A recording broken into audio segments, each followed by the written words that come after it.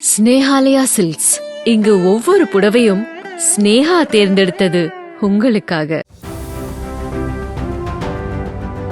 சந்திரயான் 3 ஆதித்யா விண்கலம் என விண்வெளி ஆய்வில் தொடர் முத்திரையை பதித்து வரும் இந்திய விண்வெளி ஆய்வு நிறுவனமான இஸ்ரோ வானிலை மற்றும் பேரிடர் எச்சரிக்கை தொடர்பான தகவல்களை முன்கூட்டியே துல்லியமாக பெறுவதற்காக இன்சாட் 3DS என்ற செயற்கைக்கோளை விண்ணில் வெற்றிகரமாக செலுத்தியுள்ளது.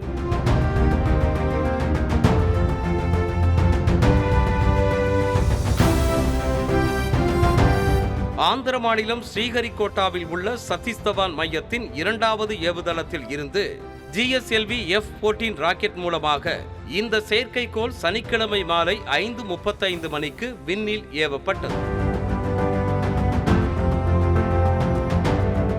இன்சாட் செயற்கைக்கோள்கள் வானிலை முன்னறிவிப்புகள் தொடர்பான ஆய்வுகளை நடத்த விண்ணில் செலுத்தப்பட்டு வருகின்றன. இந்த செயற்கைக்கோள்கள் விண்ணில் நிலைநிறுத்தப்பட்டு பேரிடர் காலங்களில் முன்கூட்டியே தகவல்களை பூமிக்கு அளிக்கும். இதனால் இயற்கை சீற்றங்களில் இருந்து தற்காக்கும் நடவடிக்கைகளை அந்தந்த அரசுகள் எடுக்கும். அந்த வகையில் இன்சாட் 3DS என்ற செயற்கைக்கோள் ஸ்ரீஹரிகோட்டாவில் இருந்து விண்ணில் செலுத்தப்பட்டிருக்கிறது. ஏற்கனவே அனுப்பப்பட்ட இன்சாட் 3D மற்றும் இன்சாட் 3DR ஆகிய வானிலை முன்னறிவிப்பு செயற்கைக்கோள்களுக்கு இந்த புதிய இன்சாட் 3DS உதவியாக இருக்கும்.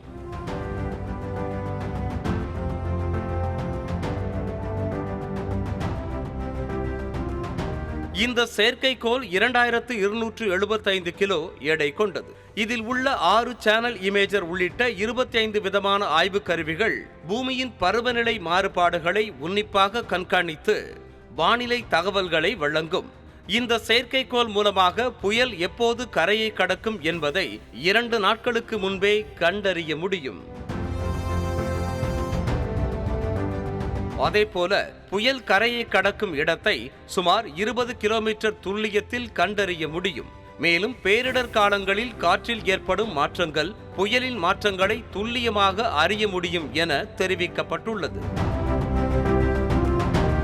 சந்திரயான் 3 ஆதித்யா உள்ளிட்ட மிஷன்களை தொடர்ந்து இன்சாட் 3DS மிஷன் வெற்றிகரமாக விண்ணில் ஏவப்பட்டதன் மூலமாக சர்வதேச அளவில் இந்திய விண்வெளித்துறை மீதான கவனம் அதிகரித்துள்ளது.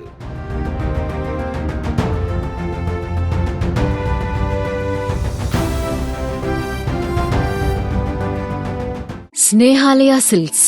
இங்கு ஒவ்வொரு புடவையும் ஸ்னேஹா தேர்ந்தெடுத்தது உங்களுக்காக.